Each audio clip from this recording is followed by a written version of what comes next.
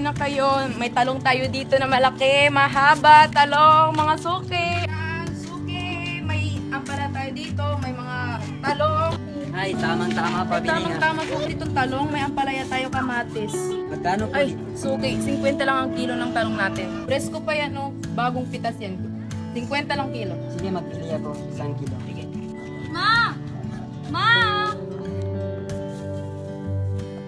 Ayan po. Salamat.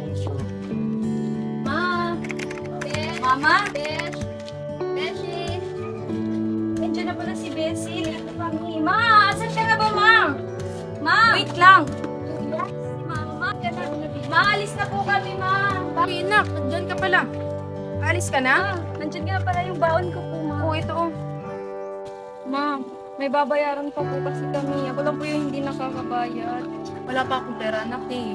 Di bali na lang, pag naubos ng paninda ko, mababayaran natin yan. Baka pwede mo pa mapakiusapan ng teacher mo na mababayaran natin pag naubos yung paninda. O siya, sige ma. Ma, pwede ko pong mapag-iusapan ng teacher. Sige ma, alis na po kami, ma. Mag-ingat. Sige, mag-ingat kayo ha. Sige ma, bye-bye.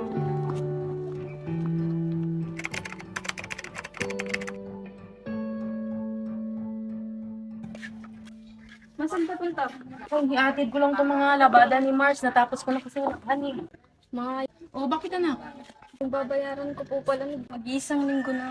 Ay anak, nabayad ko sa kuryente kay may naningil dito kanina eh. Pero di bali na anak, mababayaran mo yan. Kaya ibabalik ko na kay Mars yung mga labada niya. Kunin ko yung bayad niya. Huwag kang mag-alala. Ma, sure na yan ha. Alam mo namang ano, walang hindi nakakabayad. Huwag kang mag-alala na. Mababayaran mo yan.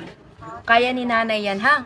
Maniwala ka. Sige, malis ka na kay baka malate ka pa. Sige ma, alis na po ako.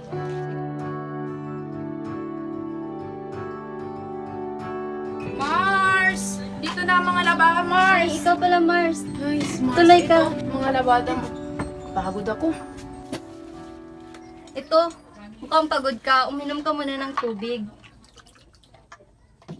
Ay, salamat, Mars. Ay, siya nga pala. Ito yung bayad. Salamat, Mars, ha? Mars, pwede ba akong makahiram ng pera? Walang-wala akong pera ngayon, eh. Kulang pa tong pera na to, eh. Gipit na gipit kasi ako ngayon. Ah, ganun ba? Sige, magkano bang kailangan mo? Mga 500 lang, Mars. Oh, ito, 500. Ay, salamat, Mars. Alam mo, kung kailangan mo talaga ng pera, mag-ibang bansa ka. May kilala ang pinsan ko. Ay, talaga, Mars? Pero parang hindi ko yata kaya mapalayo sa anak ko, eh. Oh, ito, ang number ng pinsan ko kung sakaling magbago ang isip mo. Sige, Mars. Pag-iisipan ko muna. Sige, mauna na ako. Salamat. Ay, sige, sige. Kung sakaling magbago ang isip mo, punta ka lang dito, tatawagan natin yung pinsan ko. Sige, Mars. Pag-iisipan ko yan.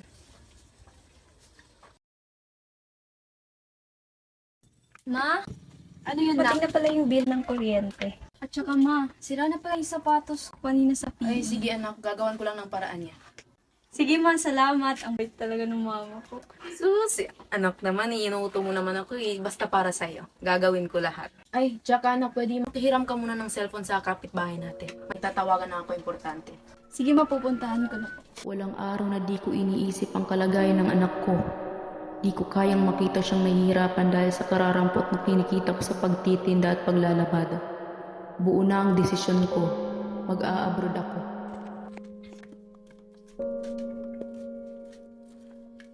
Ma, ito na po yung cellphone. Ay, sige anak, salamat.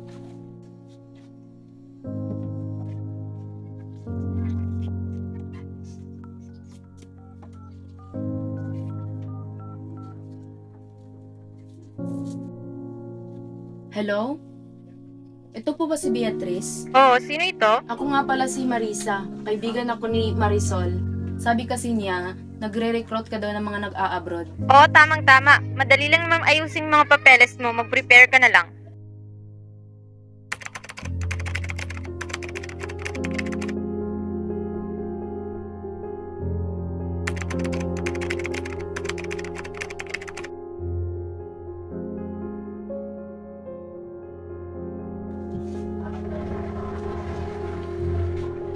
Ma, saan ka pupunta? Labada ba yan? Tulungan na po kita.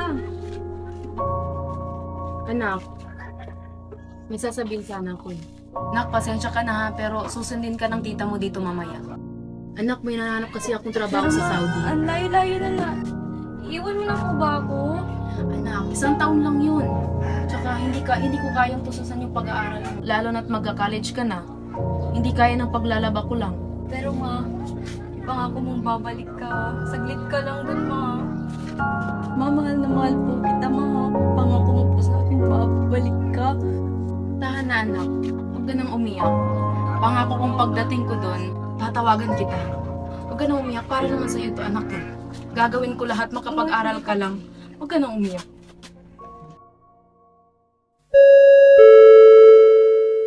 يرجى من حضرات ركاب طائرة طيران الإمارات رحلة رقم 123 والمتوجهة إلى لندن هيثرو الرجاء التوجه إلى الطائرة من خلال البوابة رقم 4.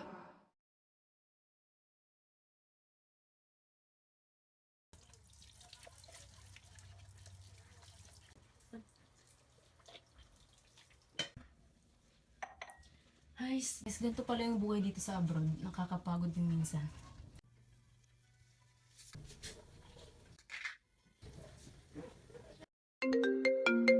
Hello, Chris. Oh, hello. Ano yun? Pwede mo makausap yung anak ko? Raisa!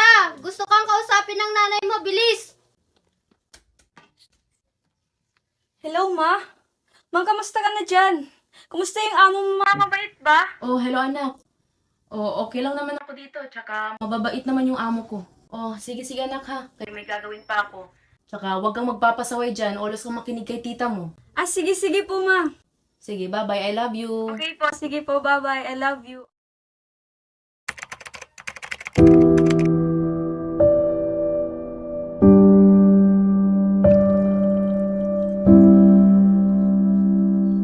Ay, natapos na rin ang mga gawain. Kamusta na siguro yung anak ko sa Pinas? Na may tumatawag. Asan ang cellphone ko? Cellphone ko ay. Hello, ma. Hello anak! Ma, kamusta ka na dyan? Maayos naman. Ma, isang linggo na lang, uuwi ka na po. Magkakasama na Hindi pa anak eh.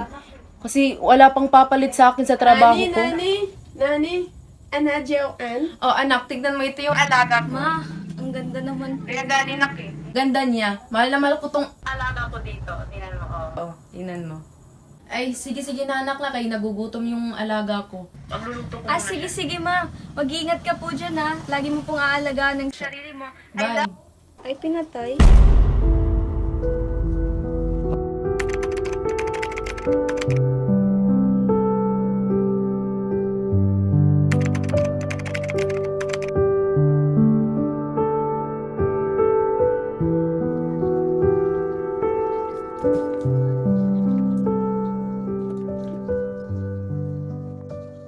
Kapal mo naman yung lipstick mo. Namumutla ka masyado. Oo nga naman, marami pa namang boys doon. Uy, look, oh. Nag-comment si Ayan sa shirt post ko. Ayan ka na naman, marupok ka na naman. Oo nga, hindi ka naman inalagaan ng ex mo. Mama mo nga, ibang bata inalagaan. Ang pangit mo namang mag-joke. Ikaw nga, pangit. Nagreklamo ba ako? Tama na nga yan, dami niyo pang sinasabi. Tara na nga, ang dami niyo pang sinasabi.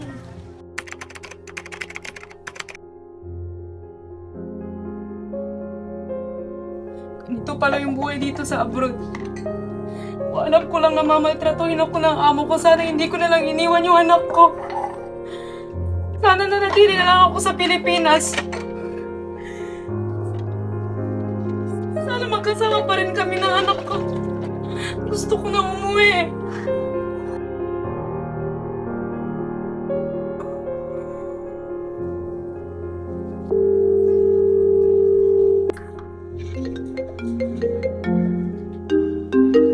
Ay, naku, istorbo.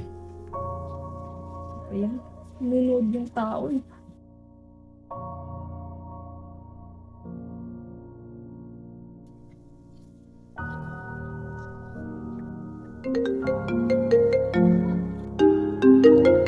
Yan na naman eh. Yan. Anak naman, huwag ka naman magtampo sa nanay. Sagutin mo naman ako eh. Hindi mo alam kung ano yung naging sitwasyon ko dito sa abroad. Anak! Sagutin mo naman ako.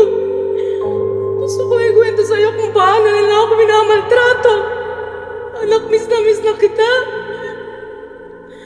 Anak, gusto ko nang umuwi. Hirap na ako.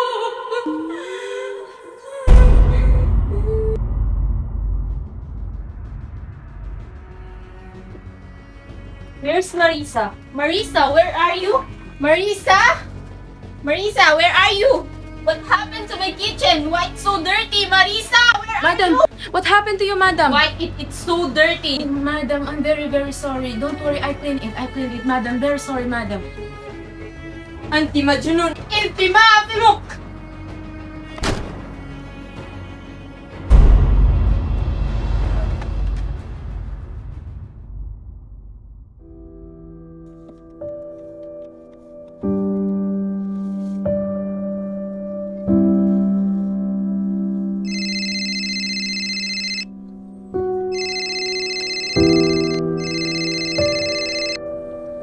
Hello?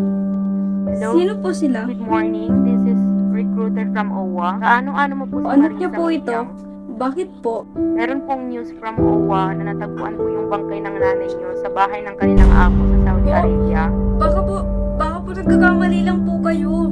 Ma'am, para maniwala po kayo, pwede niyo pong puntahan yung bangkay sa morgue sa Esperanza Sultan Kudarat para po Sige po. ma-clarify niyo kung totoo Pupunta na bang po nanay kayo. niyo yun or hindi.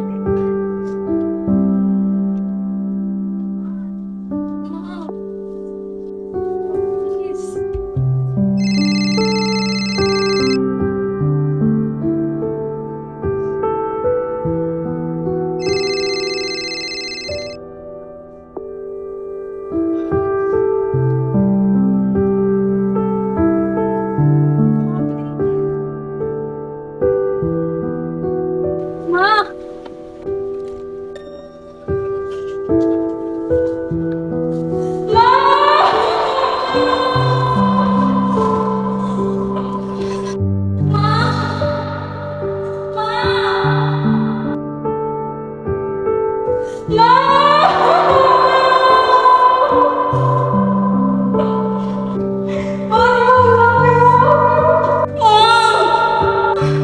Ma! Sinapit ko nga nito sa'yo, Ma! Magising! Ma, di ba nangako sa akin? Mawala na akong pamilya, mawala na si Papa, Ma. Mawala na natira sa akin, Ma. Di ba naman ikaw, Ma, gumising? Ma, gumising mo! Ma! Ma, magbabayad sa'yo!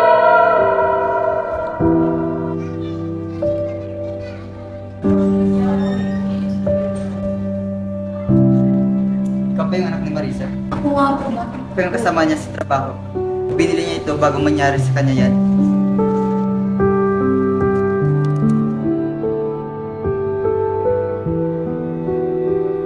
Anak, patawad kung ikaw ay aking iniwanan. Patawad kung ang pagdadalaga mo ay hindi ko man lang nasubaybayan. Patawad kung wala ko sa mahahalagang okasyon ng iyong buhay. At patawad kung walang nag-aaruga sa iyo na isang nanay. Anak, hindi madali na ikaw ay aking iwanan. Ngunit kailangan ko itong gawin upang mabigyan kita ng magandang kinabukasan. Kailangan kong magsakripisyo, anak, upang mabigyan ko at matustusan ang iyong pangangailangan. Anak, walang araw na hindi kita naiisip. Pinapangarap kong mayakap ka kahit man lang sa aking panaginip. Sa araw-araw parang binibiyak sa lungkot ang aking puso. Anak, alam mo bang di ko maiwasang makonsensya dahil ako'y nandito sa ibang bansa, nag-aalaga ng ibang bata. Samantalang ikaw ay malungkot at hinahanap-hanap ang aking pag-aaruga. Ngunit anak, palagi mo lang tatandaan na lahat ng ito ay para sa iyo. Magpakabait ka at magdasal sa Diyos. Hindi matutumbasan ng kahit ano ang pagmamahal ng isang ina sa kanyang anak. Dapat pagyamanin kusa ang siyang tunay na inang pinagpala. Muli, ito ang dramang magbibigay aral sa mga kabataan hindi marunong magpahalaga sa pagmamahal ng isang magulang. Ito ang short film na pinamagataang Mother Sacrifice.